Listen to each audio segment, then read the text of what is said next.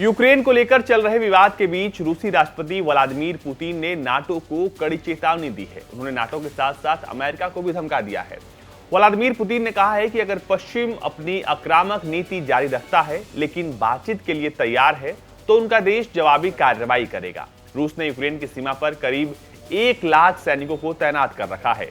America ने आरोप लगाया है कि रूस यूक्रेन पर हमले की तैयारी कर रहा है और इसी आशंका के बीच पुतिन ने नाटो को धमकी दे दी है।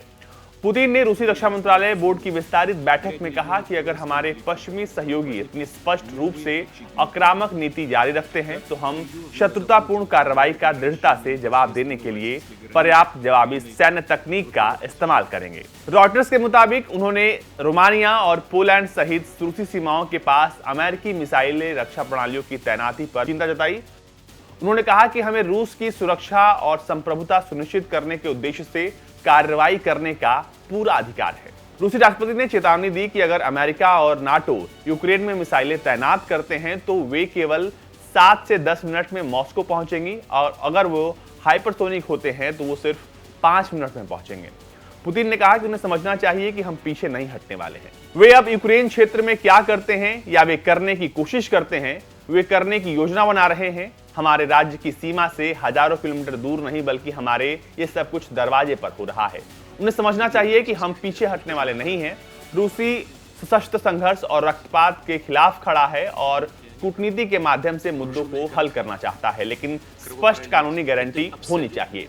अमेरिका और उसके सहयोगी देशों से यह आश्वासन चाहिए कि नाटो पूर्व की ओर अपना विस्तार नहीं करेगा। इसके साथ ही पुतिन ने यूरोप में बढ़ते तनाव के लिए पश्चिमी देशों को जिम्मेदार ठहराया।